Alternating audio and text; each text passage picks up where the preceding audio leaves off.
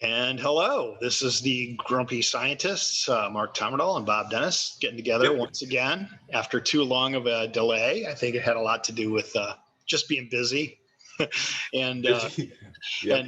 and we've got a lot to be grumpy about. But we picked a specific topic today that we want to talk about, which is the need to measure things to see if you're making progress, to see if you're having any effect on anything.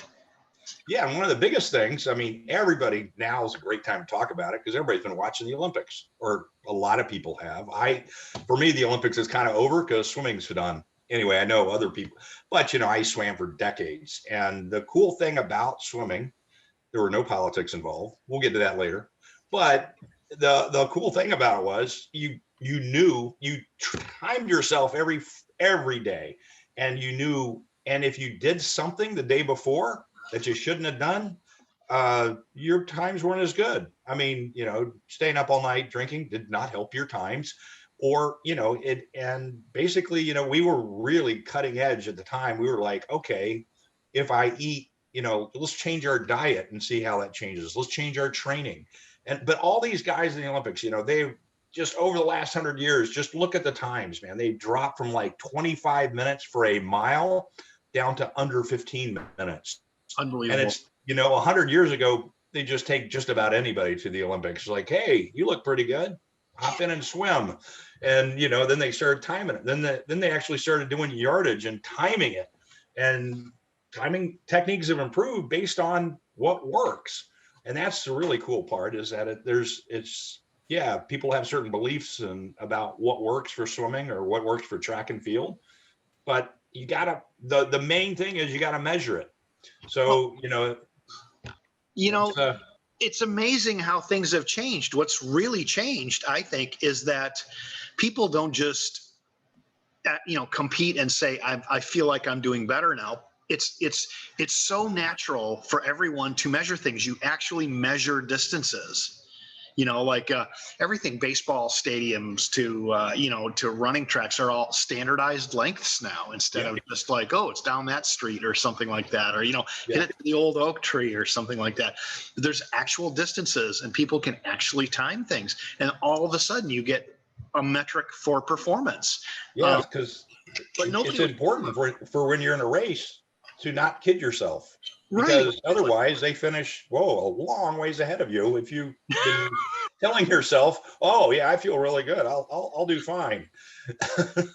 That's right. And it's like the old business adage. It's true not just in athletics, it's true in everything.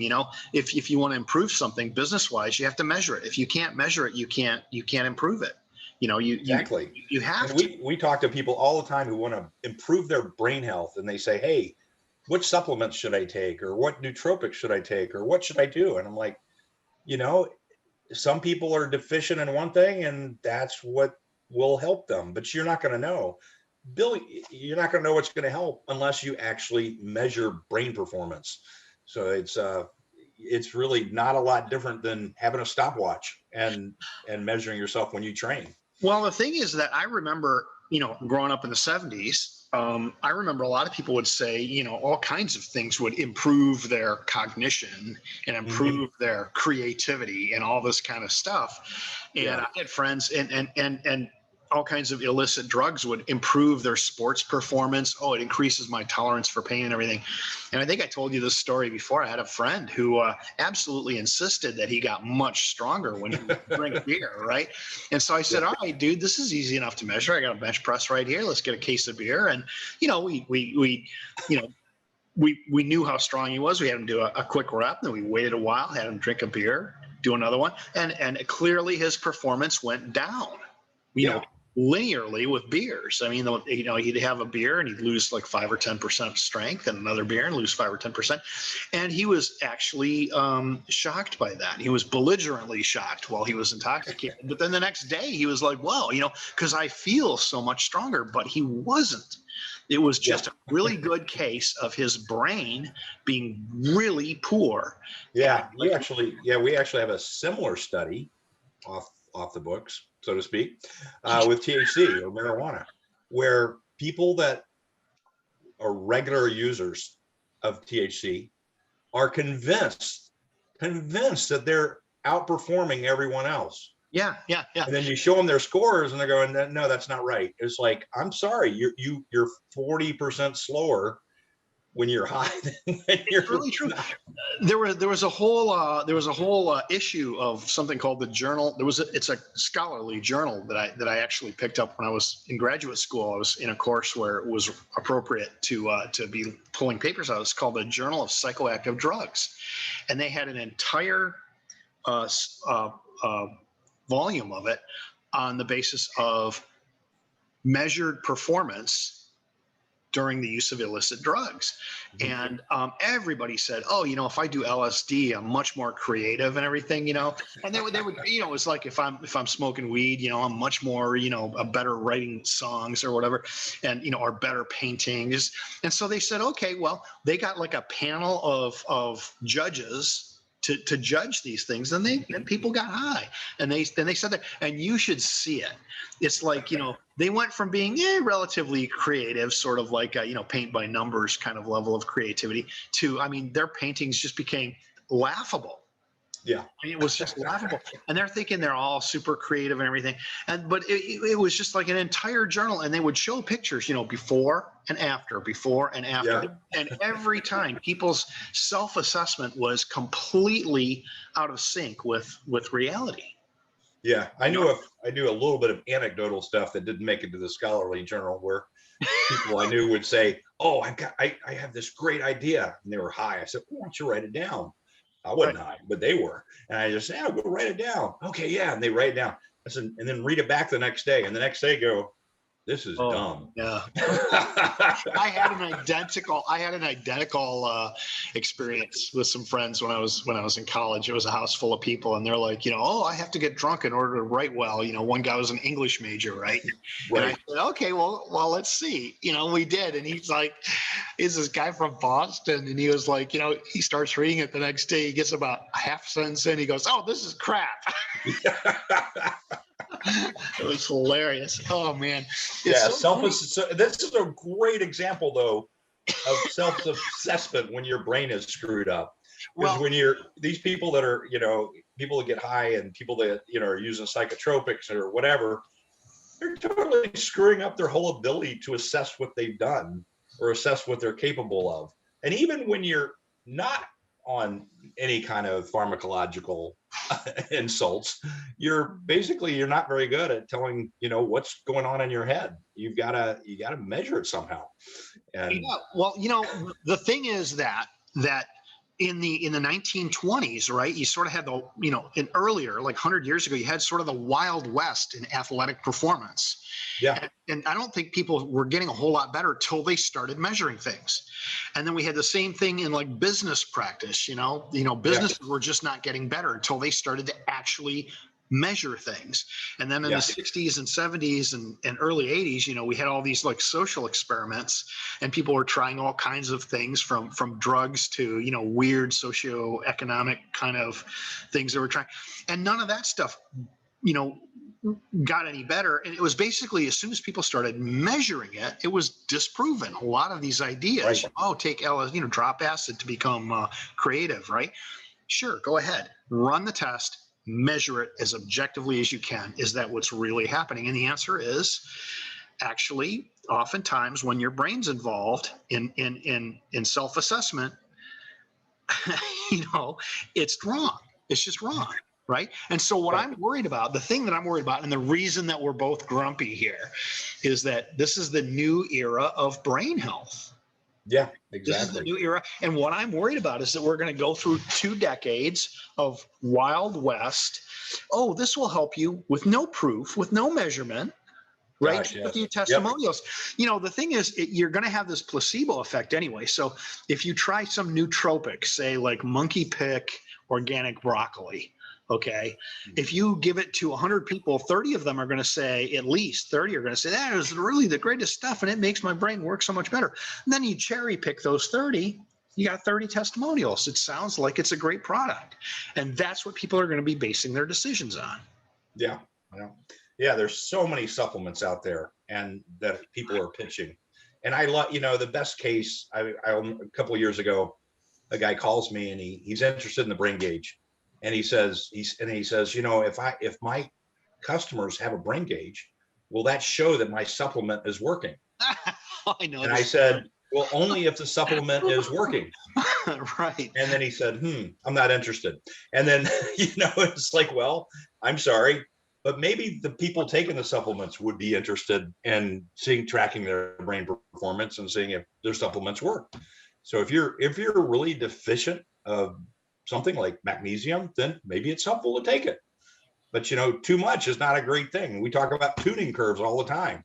And that's what you do when you're training in sports. Because I can tell you, you know, one thing that swimming went through back when I was growing up it was just increasing yardage. We call it garbage yardage for a reason. You're just doing it just to do it. Now what people are doing is they're getting much more focused about what they do. And so back in the 70s, it was very common for people to do 20,000 yards a day. So how many miles is that? That's like 12, 13 miles a day. And swimming is a factor of 4 from running. So that's like someone running 50 miles a day to train for a short race, which was crazy. That's what people were doing.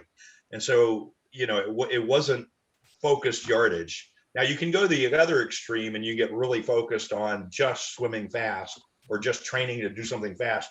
And then all of a sudden, oh, you die at the end of the race. I think we saw that in the Olympics. But, you know, you get really focused on one thing. But sprinters typically, you know, they train that way. They train to be fast. And sometimes they don't train enough on the other end. So it's a delicate balance, but people fix it by measuring it and coming up with a tuning curve. And it's just like everything you do for your brain, you know, whether it's, you know, brain training regimens or reading whatever it is you read, or reading the supplement, the side panel on the supplement bottle, or doing some kind of nootropics, you know, maybe it helps and maybe it doesn't. Oh, absolutely. I mean, you know, the thing to keep in mind, of course, right, is that, you know, we've got some pretty serious illnesses now. Just looking up, you know, various lists of things that I've been tracking here. We have, you know, a lot of different things are affecting people's ability to think and perform, you know, cognitively. And, you know, how do you know if you're making anything better? How do you know? You know? Yeah. And the thing is that if you don't measure it, you can't possibly know, you know? Exactly. So, actually, and this is what clinicians that we're working with are doing. They're not just asking the patient if they feel better. They're actually tracking to see if the treatment they're giving is working. And most people, treatments are really just like training. There's different ways to tweak it. You know, how often does a clinician give a treatment? How often, you know, and, you know, within that, what's the protocol? So over time, they're trying to improve your performance by seeing how well you're doing or how well you respond to treatment. And the thing is that you know, some things that you use as a treatment are going to change in their efficacy over time. Like if you do some sort of novel challenge initially, that may elicit you know, a certain amount of neuroadaptation. You know, but over time, there's going to be this diminishing return, right? So you're going to be saying, Absolutely. oh, doing crossword puzzles, you know, made me a lot more cognitively, you know, functional. But then when you become comfortable doing crossword puzzles, if you had never done them before, you know, you go through the initial challenge, how much more are they really helping you? Yeah. I mean, that's one of the big things. That's one of the biggest things that came in physical training the last 20 years was called cross training. Because, you know, if all you do is, you know, just swim or run or bike, you tend to, or even in swimming, if you just do this exact same thing over and over and over, you quit improving to a certain extent. Your improvements are not as fast. So that's the whole magic of good coaching, is trying to figure out how do you get the highest performance out of somebody. And you have to, you adapt, man. If you do the exact same thing every day, you get pretty used to it, and but you're really good at that. Like the crossword puzzle is a great example. It becomes very comfortable for you. And it's like, you know, well, I don't need to exercise. I carry the groceries in every day. Okay. You know, that's great. What else do you do? You know, I don't need to exercise my mind. do crossword puzzles. And, as these things are tested and quantified, people live longer, healthier lives, for example, if they challenge themselves socially and they're meeting new people and they're dealing with new social challenges and everything. And it's because it's constantly novel, and your brain is constantly running into that problem of dealing with people in new novel circumstances, different kinds of challenges and things like that are really good for your brain. But you can't really know how good they are until you start measuring it. And so, Right. I was thinking that my main concern is that now that we have really, started to appreciate cognitive function and mental health in sport, in daily activities with aging and development. And there are some disease states now that are really threatening some, long-term chronic health. And you see, like, if they're starting to measure these things, but they're not really 100% standardized yet either. And the tests themselves are not necessarily widely available to people. But, if you want to test somebody with a developmental disorder, you're bringing them into a clinic and they're going through these behavioral assessments for hours with highly trained and expensive clinicians. And, same thing with head injuries. I mean, this is something you and I've been fighting with for over a decade now. It's like, how can you tell whether or not a person has a concussion? And it turns out you can. We can cite papers now that you've published, and with very high accuracy, we can say,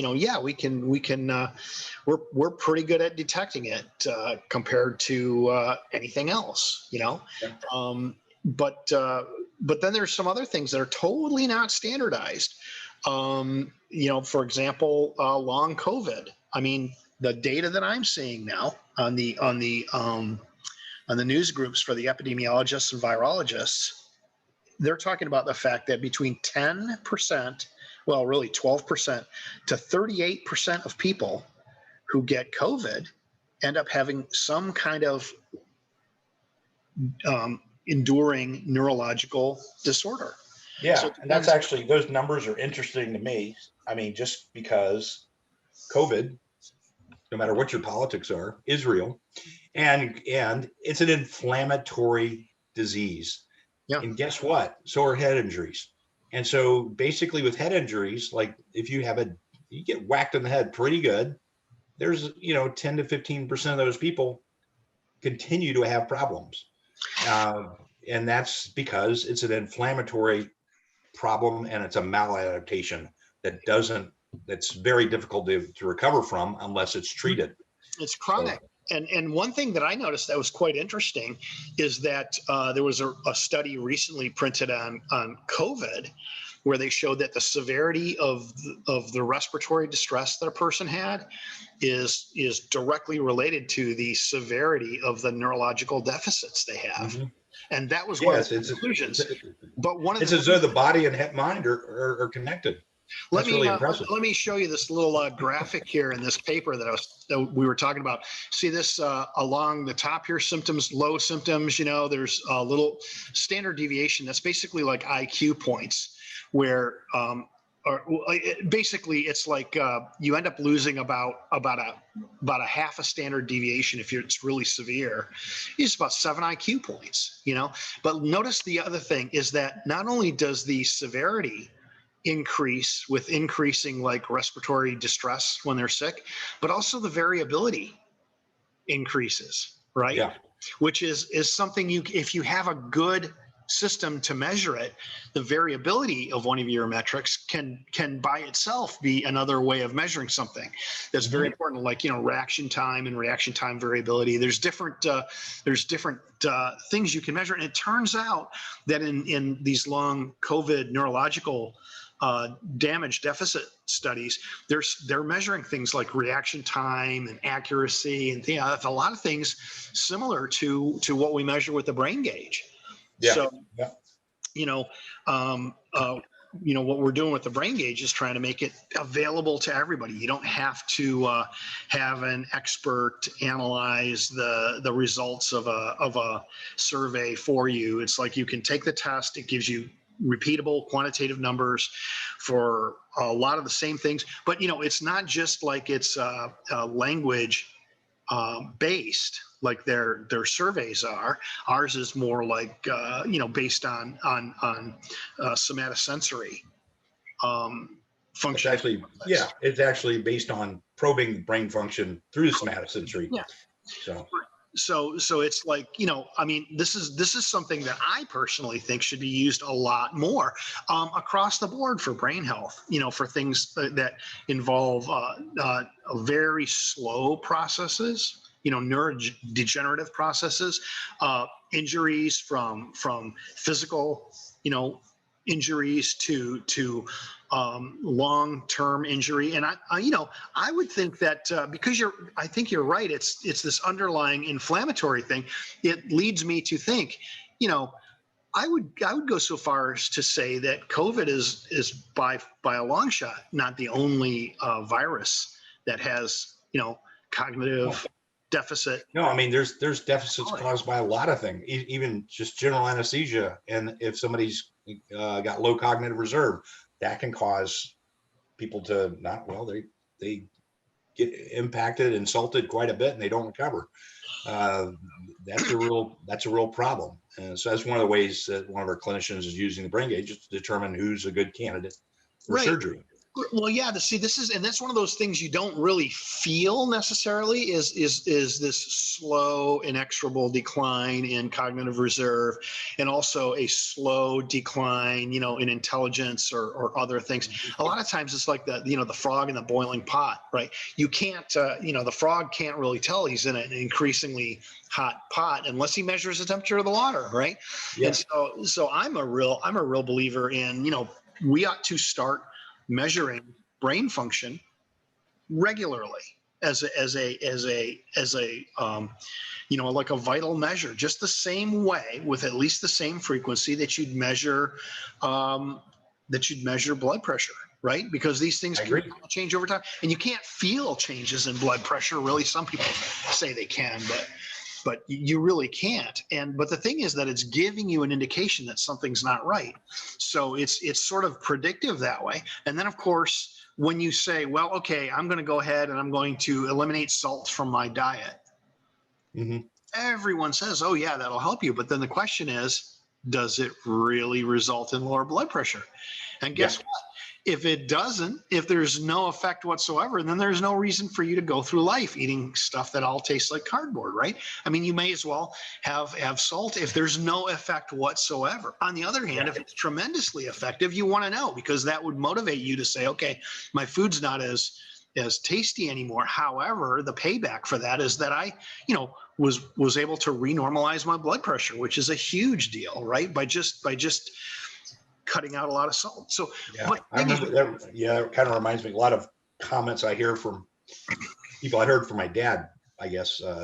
He passed away many years ago, but he had dementia. But one of the things that I was trying to get him to walk, trying to get him worked out, because he was clearly in physical decline. But the way I knew he was significant cognitive decline is because he said, I don't need to go exercise. I worked hard on the farm. He left the farm when he was 18. Right. Come on. I mean. Oh yeah, absolutely. Well, this is the thing, and a lot of people, we'll talk about this later, I guess. A lot of people are very uncomfortable with the truth. Yeah. Growth only comes when you face the truth and you deal with it. And then you take the feedback that you get, you try something, you try to fix something, try to make something better.